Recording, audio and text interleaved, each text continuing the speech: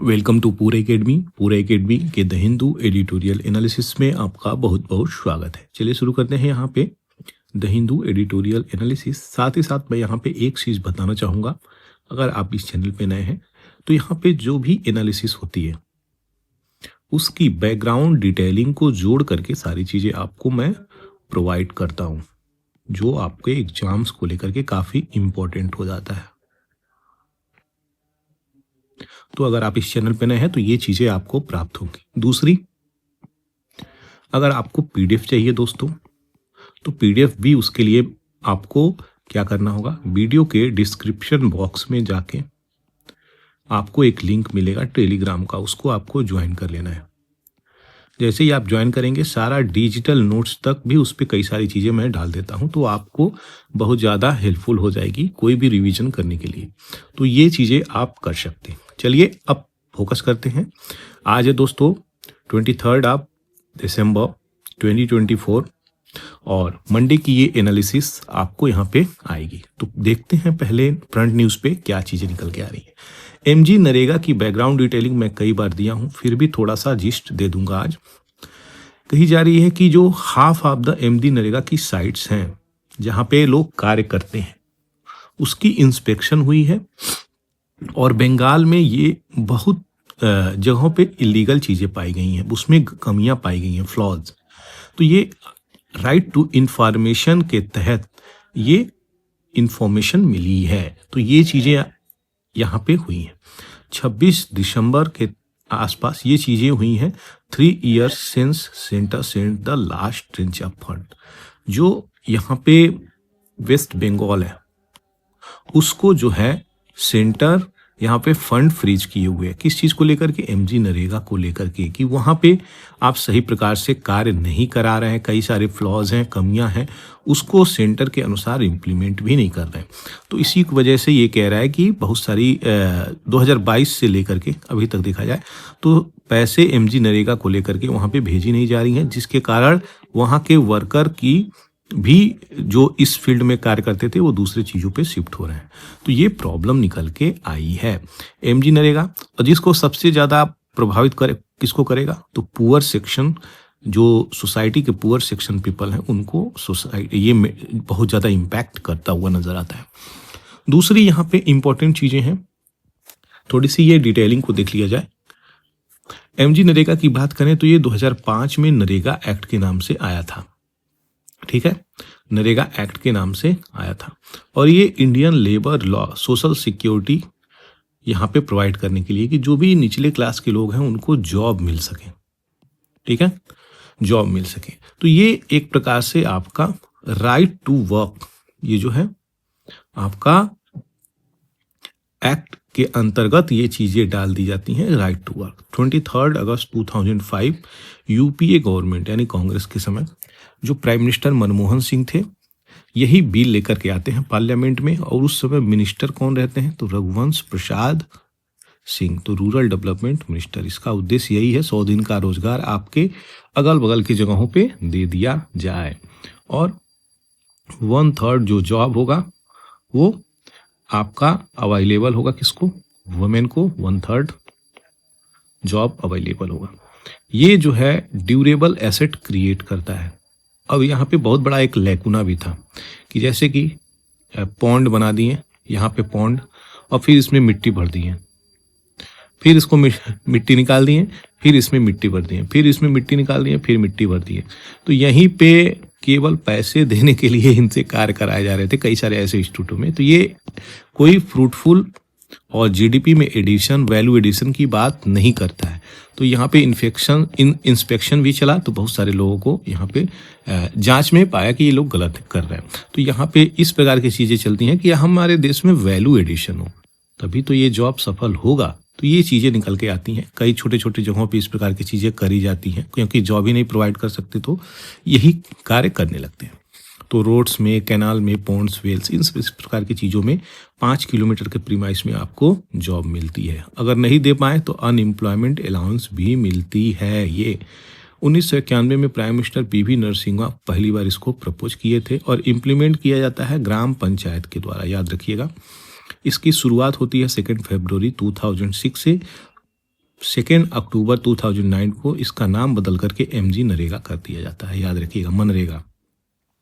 तो यही पूरी डिटेलिंग सी छोटी सी, जो इसमें बहुत सारे क्वेश्चंस भी आ जाते हैं। तो पूरी का पूरी डिटेलिंग आपको यहाँ पे मैं दे दिया। अब थोड़ा साइड की चीज़ों को देखेंगे जो काफ़ी इंपॉर्टेंट हो जाता है। इंडिया और कुवैत की रिलेशन को मैं काफ़ी अच्छे से एक्सप्लेन किया हूँ पिछले कई वीडियो में, ये चीज़ें आपको पता होनी चाहिए। तो रिसेंटली ये अवार्ड मिला इनको, इस अवार्ड को लेकर के और PM के पूरे बैकग्राउंड में जो भी अवार्ड इनको प्राप्त हुआ है, सिंस ये PM थे, ठीक है। तो 2014-16 से लेकर के जो भी इनको अवार्ड मिला है वो देखा जाएगा। इंडिया कुवैत की रिलेशन को देखा जाए तो इंडिया का एक डायस्पोरा, मतलब 5 से 6 मिलियन की पॉपुलेशन अगर रह रही है तो उसमें से 1 मिलियन पॉपुलेशन इंडियन डायस्पोरा के रूप में वहाँ पे कार्यरत है। लेकिन बहुत सारी चीज़ें अभी भी वहाँ पे एक सही मुकाम पे ले जाने की ज़रूरत है, जैसे कि एक्सप्लॉयटेशन ऑफ लेबर, समझ गए, एक्सप्लॉयटेशन ऑफ द लेबर।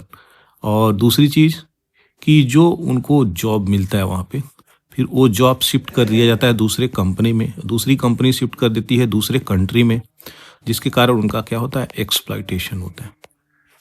तो ये सब भी प्रॉब्लम निकल के आई है। तो उन्हीं सब मुद्दों पे बातें चल रही हैं इंडिया और कुवैत को लेकर के। स्ट्रेटेजिक पार्टनरशिप की बात करी गई है, किस प्रकार की अपनी चीज़ों को लेकर के हम आगे चल सकते हैं। तो कौन कौन सा फील्ड हो गया हो, तो defence, joint exercise, military equipment, इन सब मुद्दों पे बातें हुई हैं। तो देखेंगे क्या चीज़ें हैं निकल के आ रही हैं। और दूसरी चीज़ें, medical device, pharmaceutical, food park, external affair minister, ये सब जो चीज़ें हैं इस पे भी कार्य करने की बात कर रही है। तो इंडिया की जो इकोनॉमी और कुवैत की इकोनॉमी, यहाँ पे इकोनॉमिक पार्टनरशिप की बात करी जा रही है।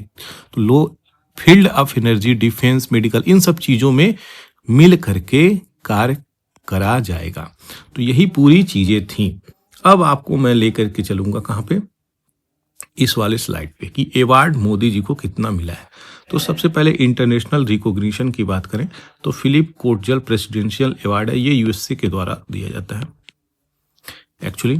तो ये आउटस्टैंडिंग लीडरशिप अवार्ड है, selfless service to country. Order of distinguish rule of Nishan Izzuddin, ये मालदीव ने दिया था 29 में, हाईएस्ट ऑनर है ये। Order of the white eagle Poland ने दिया था। Reported but not yet confirm, अभी कह दिया था लेकिन अभी तक ये दिया नहीं है, याद रखिएगा। आगे बढ़ते हैं यहाँ पे, इन्वायरमेंट और डेवलपमेंट इनिशिएटिव को लेकर के champion of the earth award काफ़ी इंपॉर्टेंट में ये न्यूज़ में रहा था। 2018 को दिया गया था UN के द्वारा। क्यों दिया गया था, इंटरनेशनल सोलर अलायंस पे बहुत सारा इंडिया कार्य भी किया था, इसलिए। ग्लोबल गोल कीपर अवार्ड 29 में bill and Melinda Gates foundation के द्वारा दिया गया था। United nation champion of the yoga award, unofficial ये हालांकि है। तो ये टेम्पलेशन प्राइज नॉमिनेशन, ये भी अनकन्फर्म है। अब थोड़ा सा कंट्री के द्वारा जो दिया गया था, तो 2016 में आइए, रियाद ये प्रोवाइडर है, ये लोकेशन है, ये कंट्री है और ये अवार्ड है। ये चीज़ें याद रखिएगा। ऑर्डर ऑफ किंग अब्दुल अजीज 2016 में मिलता है इनको। ऑर्डर ऑफ अमनुल्लाह खान अफगानिस्तान में मिलता है इनको। अशरफ घनी देते हैं 2016 में। अब 18 में आ जाइए, फ़लस्तीन के द्वारा order of the state of फ़लस्तीन मिलता है इनको। और मालदीव में ऑर्डर ऑफ इजुद्दीन मिलता है। यूनाइटेड अरब एमिरेट्स में ऑर्डर ऑफ जायद मिलता है। बहरीन में इनको ऑर्डर ऑफ रिनाइसेंस मिलता है। यूनाइटेड स्टेट में लीजन ऑफ मेरिट मिलता है। फिजी में ऑर्डर ऑफ फिजी मिलता है। पपुआ न्यू गिनिया में ऑर्डर ऑफ लोगू मिलता है। Order of the Nile recently मिला ही है, हम सभी लोग जानते हैं, इजिप्ट में। लीजन ऑफ ऑनर फ्रांस के द्वारा दिया जाता है। ग्रीस गए थे, ऑर्डर ऑफ ऑनर मिला था। भूटान में ड्रैगन किंग का अवार्ड मिला हुआ है। रशिया में ऑर्डर ऑफ सेंट एंड्रयूज दिया गया है। तो ये अनाउंस किया था 9 जुलाई 2024 को ये अवार्ड किया है। ये चीज़ें याद रखिएगा, काफ़ी इंपॉर्टेंट होता है। व्लादिमीर पुतिन के द्वारा मॉस्को में प्रेजेंट किया गया है। दूसरा जो है नाइजीरिया का, इनको ऑर्डर ऑफ नाइजीर भी मिलता है। ये भी 17 नवंबर 2014, Nigeria capital Abuja. Next Dominica में, Dominica award of the honour मिलता है। गुआना में एक्सीलेंस ऑफ गुआना मिलता है, बारबाडोस में फ्रीडम ऑफ बारबाडोस मिलता है। ये सारे अवार्ड हैं। कुवैत में रिसेंटली जो मिला है उसी की हम बात कर रहे हैं अभी, टुडे की जो बात है। तो यहाँ पे 22 दिसंबर 2024 को कुवैत सिटी में ये अवार्ड इनके द्वारा दिया जाता है। क्या नाम है? Al Sabah order of Mubarak the great. Mubarak the great Kuwait में इनको 22 दिसंबर को, यही लेटेस्ट अवार्ड है अभी प्रधानमंत्री नरेंद्र मोदी का। तो ये पूरा का पूरा प्रधानमंत्री का अवार्ड्स आपको मैं यहाँ पे समझा दिया।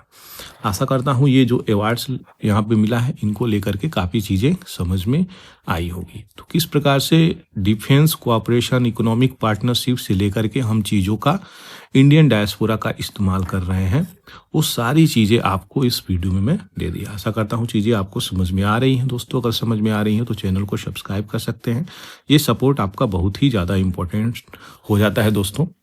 आपके ही सपोर्ट से चैनल ग्रो होती है, तो इसलिए आपका सपोर्ट काफ़ी इंपॉर्टेंट हो जाता है। वीडियो की अपडेट चाहिए तो चैनल के बेल आइकन को जरूर से दबा दीजिएगा और इस प्लेटफॉर्म पे आप शेयर भी इसे कर सकते हैं।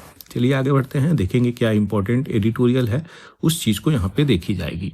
इंडिया के पास क्या चैलेंजेज हैं यहाँ पे बोली जा रही है, उसको यानी ग्लोबल वार्मिंग, क्लाइमेट को लेकर के क्या क्या चैलेंजेज हैं उसी पे बात करी जा रही है। और इंडिया को इग्नोर नहीं करना चाहिए इन सब चीज़ों को, क्योंकि आगे जो है क्लाइमेट चेंज को बहुत सारी प्रॉब्लम आने वाली है।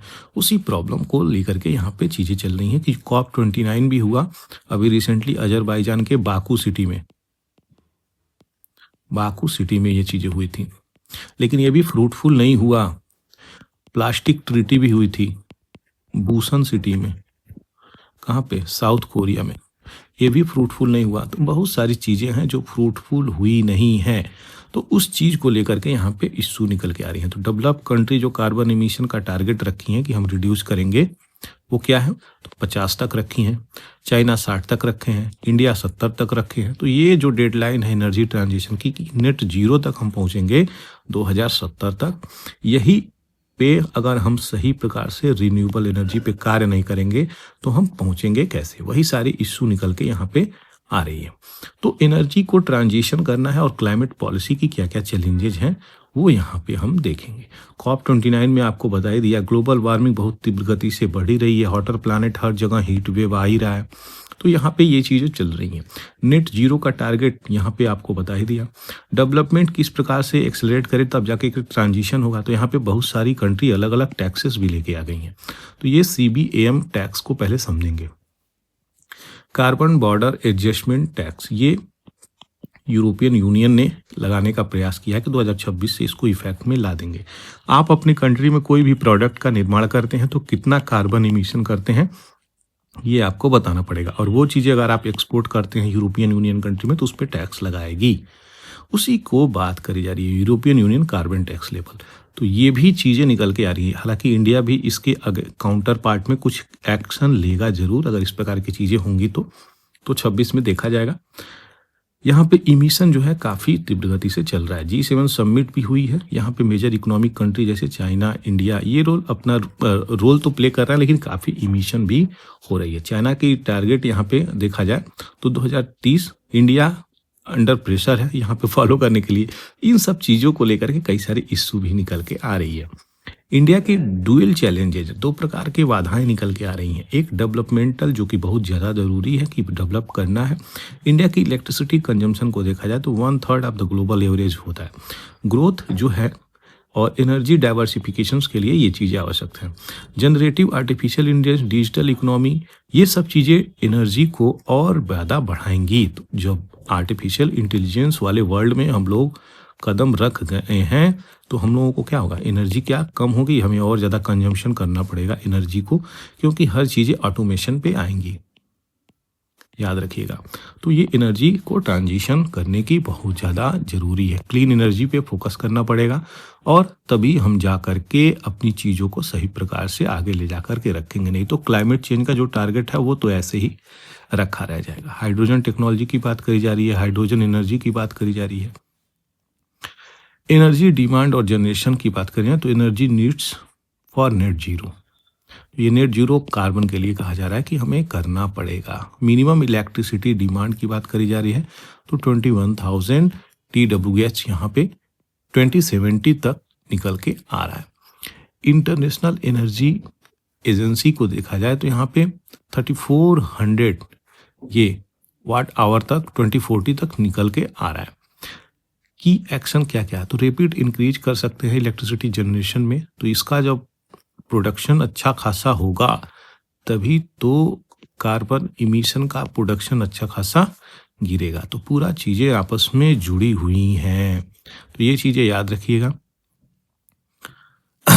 रिन्यूएबल वर्सेस न्यूक्लियर पावर पे अगर कुछ टिप्पणी दिखा जाए तो क्या चीज़ें निकल के आ रही हैं, कॉस्ट कंपैरिजन में इशू आ जाती हैं, यानी कुछ महंगे होते हैं कुछ ये नहीं है। तो न्यूक्लियर कॉस्ट 3.80 यूनिट आ रहा है यहीं पे न्यूक्लियर कॉस्ट, यहीं पे रिन्यूएबल कॉस्ट की अगर बात करें तो 4.95 पर यूनिट, यानी ऑलमोस्ट 7-8 रुपये मान लीजिए। तो ये देखिए न्यूक्लियर की जो है वो 4 रुपये से भी कम, ये 8 रुपये के आसपास पहुंच जा रही है, सीधे डबल। ये कॉस्ट का भी फैक्टर आ रही है रिन्यूएबल वर्सेस न्यूक्लियर पावर पे।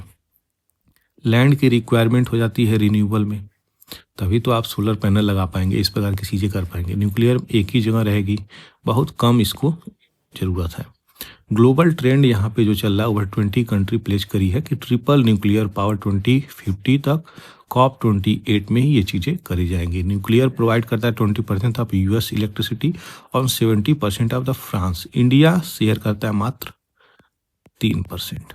अब इसी आंकड़े को आप समझिए कितनी बड़ी ये आंकड़े हैं।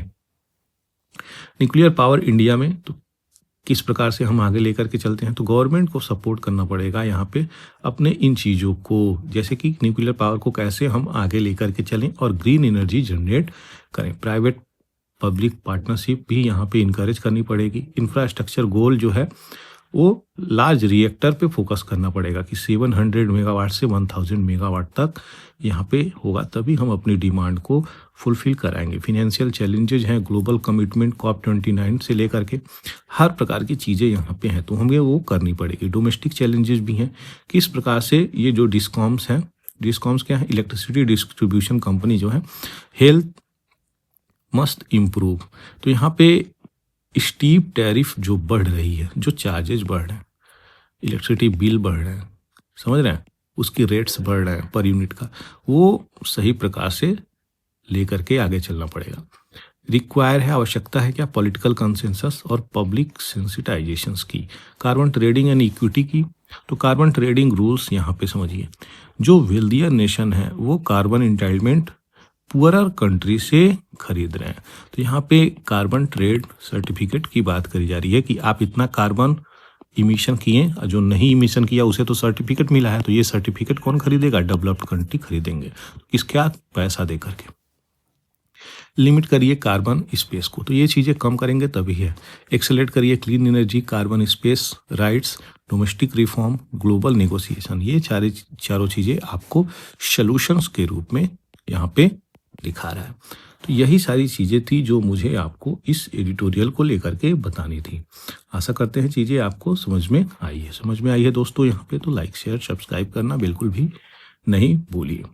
आगे बढ़ते हैं, काफ़ी प्यारा ये इम्पोर्टेंट एडिटोरियल है, इसको समझेंगे और देखेंगे इस प्रकार से जो वारफेयर अंडर सी चल रहा है वो कैसे, इंडिया की क्या पावर है, उस चीज़ को देखा जाएगा। पहले छोटा सा चीज़ देखा जाए कि किस पे बातें चल रही हैं, वो चीज़ें हम देखेंगे। तो यहाँ पे INS अरिहंत को रिसेंटली इंडक्ट करने की बात करी गई है, हालांकि डेट अभी डिस्क्लोज नहीं किया गया है। INS अरिहंत यहाँ पे पहले से ही कमीशन हो गया है। ये दोनों सबमरीन न्यूक्लियर सबमरीन है।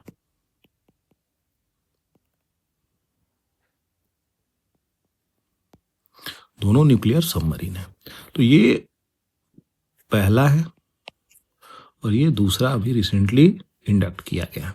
इसी को लेकर के बात करी जा रही है कि किस प्रकार से अंडर सी हम लोगों का वारफेयर चल सकता है और उसकी capability, capacity, usages, strength, military power, ये सब चीज़ें हम देखेंगे।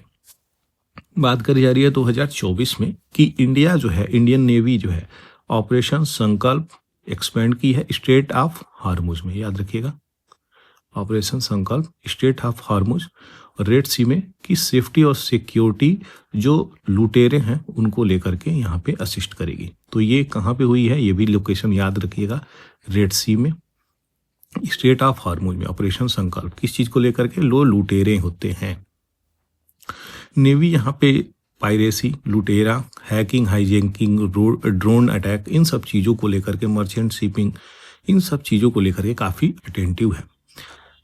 नेवी की ऑपरेशनल प्रिपेरेडनेस यानी तैयारी अच्छे से यहाँ पे चल रही है, जो डेवलपमेंटल स्टेज पे है। पिवोटल डेवलपमेंट क्या है, मोस्ट इम्पोर्टेंट, तो यहाँ पे INS अरिगात को अगस्त 2024 में लाया गया, याद रखिएगा, जिसके ऊपर एडिटोरियल आया हुआ है। तो यहाँ पे क्या एडिशन कर रहा है, तो ये जो है third leg of India's nuclear triad में यहाँ पे ऐड किया गया है।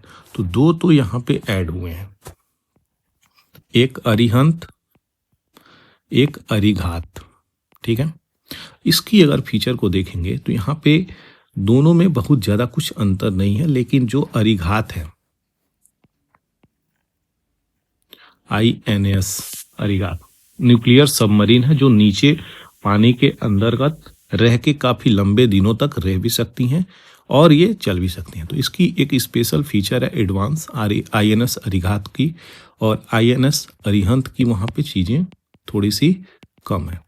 वो क्या है चीज़ें जो कम है और एडवांस है, तो एडवांस में INS अरिघात जो अभी रिसेंटली आया है उसको लेकर के बोली जा रही है कि इसकी जो पानी के अंदर रहने की क्षमता है वो थोड़ी सी अधिक है। दूसरी, इसकी जो पानी के अंदर एकदम नॉइज नहीं करेगा, INS अरिहंत की तरह नहीं है ये थोड़ी सी नॉइज करता है, डिटेक्टेबल है, ये डिटेक्ट भी जल्दी नहीं होगा। तो ये सब चीज़ें हैं, कम इसमें ह्यूमन बीइंग लगेंगे ऑपरेट करने के लिए।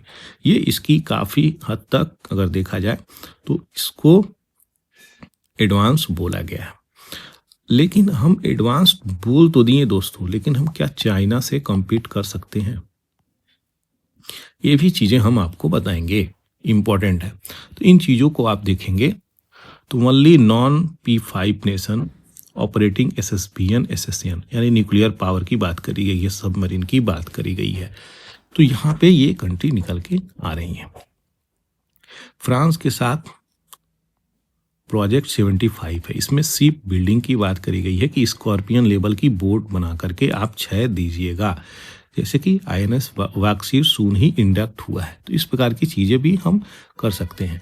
यहाँ पे 2 तो सबमरीन हो गए न्यूक्लियर की, लेकिन बहुत सारे ऐसे जो सबमरीन हैं जो न्यूक्लियर नहीं है, नॉन न्यूक्लियर हैं, उन्हें हम बोट बोल रहे हैं, हालांकि वो भी बड़े हैं। तो ये फ्रांस के मदद से इंडिया में इंडक्ट किया गया है, उसमें भी बहुत सारे यूजेज किए जाते हैं, उपयोग में वो आते हैं, नेवी के उपयोग में आते हैं, उन्हीं चीज़ को हम यहाँ पे बात कर रहे हैं।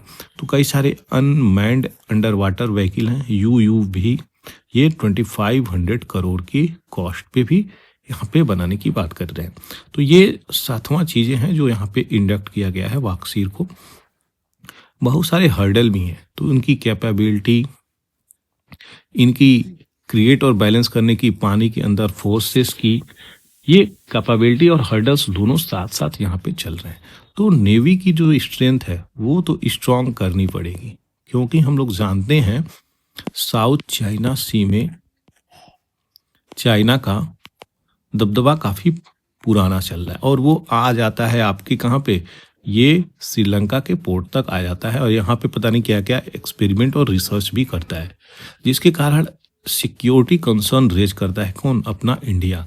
तो इंडिया का भी यहाँ पे इम्पोर्टेंस बढ़ जाएगा किस चीज़ को फोकस करने के लिए, ये आपका सीधे नेवी वाले चीज़ों पे फोकस करने के लिए। तो इसीलिए इन चीज़ों पे हम लोगों ने पहले से ही ध्यान देना शुरू किया है। तो वही सारी चीज़ें हैं, इंडिया के पास जो अपॉर्चुनिटी है, कोऑपरेट करे, कोलाबोरेट करे और फ्रेंडली मैरीटाइम नेशंस के साथ भी आगे बढ़े मिलके। तो ये चीज़ें हैं। सागर जो प्रोजेक्ट है, ये maritime vision SAGAR and growth for all in the region, तो ये फ्री होना चाहिए, ओपन होना चाहिए, इंडो पैसिफिक में एसेसिबल होना चाहिए, क्योंकि चाइना तो वहाँ बोलता है सब मेरा है, ये साउथ चाइना सी ही, उसी को लेकर के यहाँ पे सारी बातें बोली हैं। अब जो स्कॉर्पियन प्रोजेक्ट 75 है वो देखेंगे, तो ये कमीशनिंग डेट है, ये स्टेटस है। यहाँ पे अगर देखा जाए INS कालवारी, INS खांडेरी, करंज, वेला, वगीर, वाक्सीर। आपको बता दें सारा का सारा आइलैंड के नाम पे यहाँ पे चीज़ें हैं, ये चीज़ें। तो ये 2024 तक एक्सपेक्ट किया जा रहा है वाक्सीर, जो आपका निकल के आ रहा है। तो अंडर सील ट्रायल में है, ये चीज़ें बन चुकी हैं। अब हम देखेंगे कुछ कमीशन जीन क्लास की SSBN और INS अरिहंत जो अभी इंडक्ट करी है, उसकी तुलना कर रहे हैं किससे? चाइना से। भाई साहब तुलना तो बनती है, तभी तो आप जज कर पाएंगे कि कौन सी कंट्री में क्या प्रोजेक्ट किस प्रकार से चल रहा है। तो ये भी न्यूक्लियर पावर SSBN है, ये भी SSBN है। चाइना ने इसको बनाया, इंडिया ने इसको बनाया है, ज़्यादातर इंडिजिनस है ये। जीन क्लास टाइप 094 है, ये अरिहंत क्लास का है। 11,000 टन सबमर्ज हो सकता है, 6,000 टन इसकी सबमर्जिंग कैपेसिटी है। 135 मीटर, 111 मीटर ये बैलिस्टिक मिसाइल का कैपेबिलिटी है। तो ये यहाँ पे 74,000 से लेकर के यहाँ पे 7400 से 8,000 किलोमीटर तक इसकी रेंज है। यहीं पे हम लोगों के पास कौन सी है अरिहंत में? K-15 सागरिका, इसका 750 किलोमीटर का रेंज है। K4 का 3,500 किलोमीटर का रेंज है। तो मोटा मोटी हम लोगों का 4,000 किलोमीटर का रेंज हो सकता है। नंबर ऑफ मिसाइल ट्यूब की बात करें तो 12 ट्यूब हैं इसमें, हम लोगों के पास 4 ट्यूब हैं।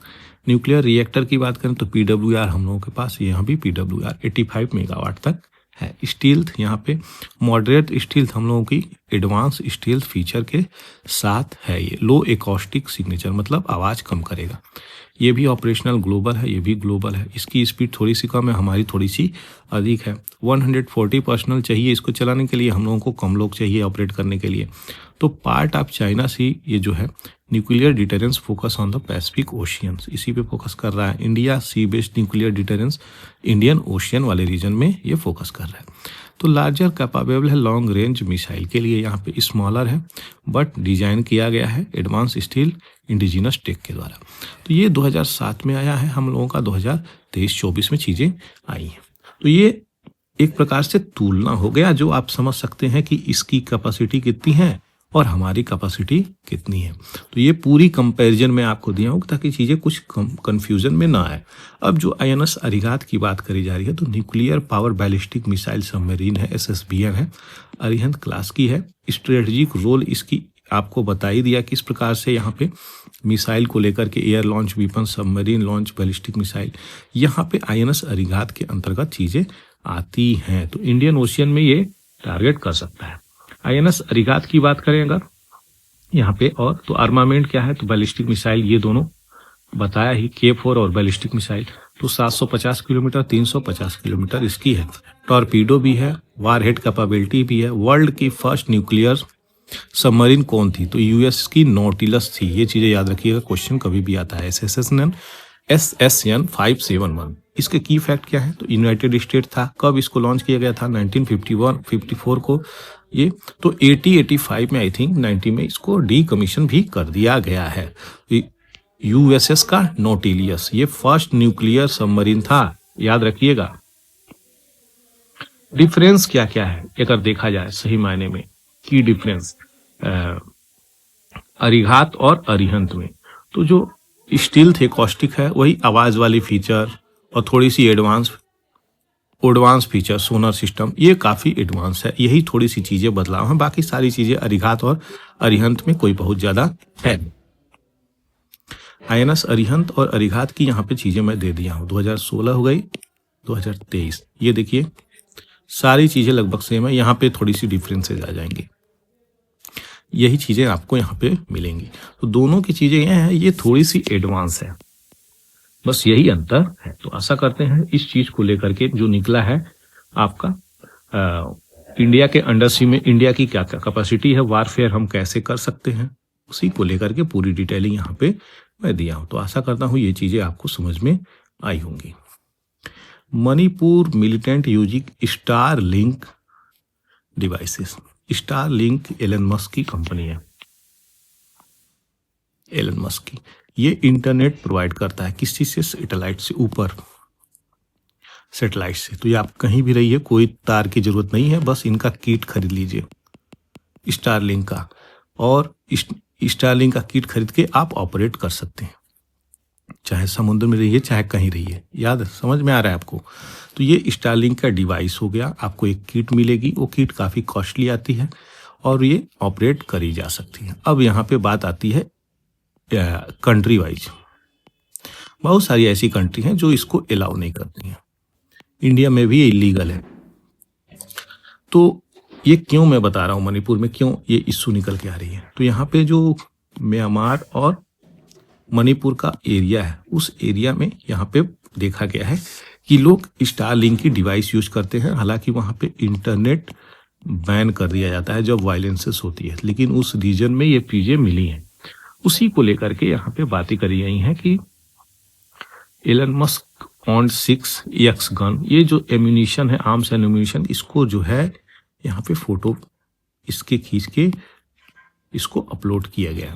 तो ये स्मॉल सैटेलाइट डिवाइस है, राउटर लगा सकते हैं और आप यहाँ पे इन चीज़ों का लाभ भी उठा सकते हैं। इंटरनेट शटडाउन है तो वहाँ पे उन चीज़ों को किया जा रहा था, जिसके कारण ये कॉन्फ्लिक्ट फ्री जोन में अलाउ नहीं करती है इंडियन सिविलियन सिटीजन्स को। तो यहाँ पे इश्यू निकल के क्या आई है? तो जब वहाँ पे गवर्नमेंट बैन करती है, इंटरनेट शटडाउन कर देती है कुछ दिनों के लिए, 1 महीने के लिए, 6 महीनों के लिए, जो भी चीज़ें हों, तो वहाँ पे आप इस प्रकार की चीज़ों का इस्तेमाल कर रहे हैं तो ये गवर्नमेंट के इलीगल है, गवर्नमेंट के लिए। और रूल जब बन जाए तो ये रियली इलीगल है। तो मतलब अगर यहाँ पे आप देखेंगे तो आपके पास एक प्रकार का ये सुविधा है, फैसिलिटी है।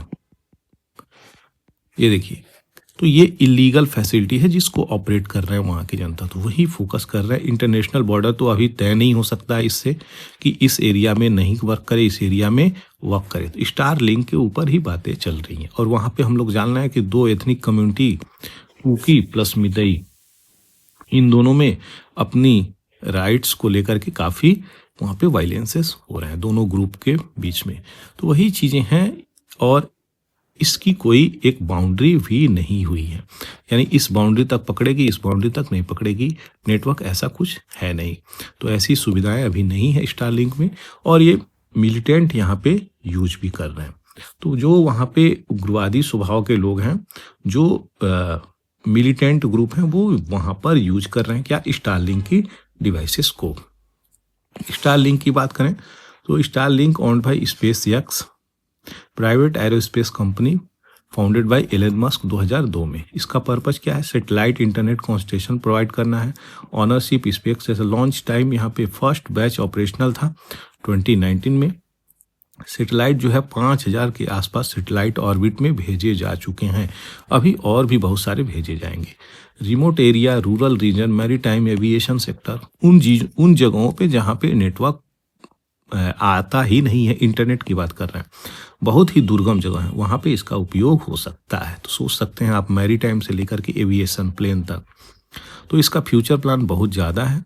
एलन मस्क का ये जो स्टारलिंक है, एक प्रकार से मार्स पे जो उनका प्रोजेक्ट है उसके लिए ये इन्वेस्ट करेंगे। तो यहाँ से पैसा लेकर के यहाँ मार्स पे भी इन्वेस्ट करेंगे। फ्यूचर मिशन इनका प्लान है। तो ये पूरी डिटेलिंग आपको यहाँ पर मैं दे दिया। आगे बढ़ते हैं। Challenges of posthumous reproduction. Reproduction सभी लोग जानते हैं, पोस्थमस का मतलब होता है मरने के बाद। तो मरने के बाद प्रजनन क्रिया, रिप्रोडक्शन का मतलब होता है हिंदी में प्रजनन। इन्हीं मुद्दों पे हम छोटा सा यहाँ पे डिटेलिंग को देखेंगे। बात करी जा रही है अक्टूबर 4 दिल्ली हाई कोर्ट में एक पेरेंट केस करता है और पहुंच जाता है दिल्ली हाई कोर्ट। क्या? उसके लड़के की मृत्यु होती है, डेथ। लेकिन इसका लड़का अपने स्पर्म को, गैमिट को कहिए, स्पर्म ही कहते हैं हम, स्पर्म को ये बैंक में जमा करता है और हॉस्पिटल में जमा करता है अपने सीमेन को। तो जमा किया हुआ था, तो वहां पे उसकी डेथ हो जाती है। तो उसका पेरेंट हॉस्पिटल पहुंचते हैं। हॉस्पिटल में वो चीज़ें डिमांड करते हैं कि मेरे बच्चे का स्पर्म दो, मुझे उसके IVF के तहत बच्चा पैदा करना, उसके जनरेशन को आगे लेकर चलना है, क्योंकि हमारा जनरेशन खत्म हो जाएगा। तो हॉस्पिटल डिनाई कर लेता है। कहानी समझिएगा दोस्तों, बहुत मज़ेदार कहानी है। यहाँ पे इश्यू है और काफ़ी चीज़ों को समझने में आपको मदद भी मिलेगी। तो हॉस्पिटल डिनाई कर देता है। क्यों डिनाई कर देता है? क्योंकि ऐसा कोई रूल है ही नहीं कि अगर कोई व्यक्ति डेथ कर जाए तो उसके स्पर्म को अगर वो जमा किया है तो उसके स्पर्म को पेरेंट्स को दे दिया जाए, उसके मरने के बाद उसका जनरेशन आगे बढ़ाया जाए। कोई रूल है नहीं, तो इसीलिए वो डिनाई हॉस्पिटल किया हुआ है। तो उनके पिताजी पहुंच गए हैं यहाँ पे हाई कोर्ट पहुंचे हैं, वही केस पूरा निकल के आ रहा है। अब देखिए यहाँ पे अगर हॉस्पिटल दे देता तो बहुत सारी प्रॉपर्टी का भी इश्यू निकल जाता, बहुत सारे एथिकल चीज़ें भी निकल के आ जाती, तो ये केसेस निकल के आ जाती। अब ART assisted reproductive technology regulation act 2021 में ये सब चीज़ें मेंशन है ही नहीं, इसीलिए यहाँ पे इश्यू निकल के आ रही है कि इसको किस प्रकार से टैकल किया जाए। और ये एक प्रकार से देखा जाए तो कोई इस पे क्लियर गाइडलाइंस नहीं है, तो ये पेरेंट्स को भी प्रॉब्लम हुआ है, हॉस्पिटल को भी प्रॉब्लम हुआ है, एथिकल क्वेश्चन भी निकल के आया है, हर प्रकार से प्रॉब्लम निकल के आई है। ART एक्ट 2021 ये यहाँ पे देखा जाएगा तो असिस्टेड रिप्रोडक्टिव टेक्नोलॉजी एक्ट, इसको हमें देखना आवश्यक है।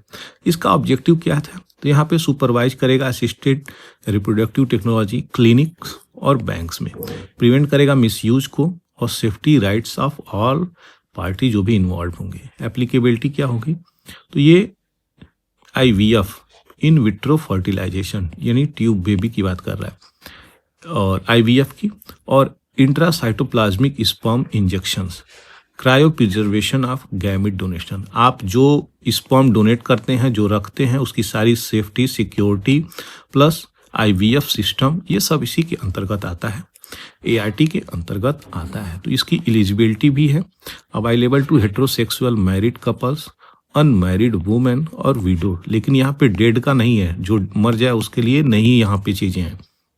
Single man and LGBT individual are excluded, यहाँ पे अकेले कोई आदमी भी है वो भी नहीं यहाँ पे IVF करा सकता, तो ये चीज़ें नहीं आ रही हैं। डोनर गाइडलाइंस में गैमीड स्पर्म या एग की बात करी जा रही है, तो ये एनोनिमस रहेगा बिना नाम के। Donor must undergo medical and psychological screening, तो यहाँ पे उनकी स्क्रीनिंग होगी ताकि स्पर्म की क्वालिटी सही है ना।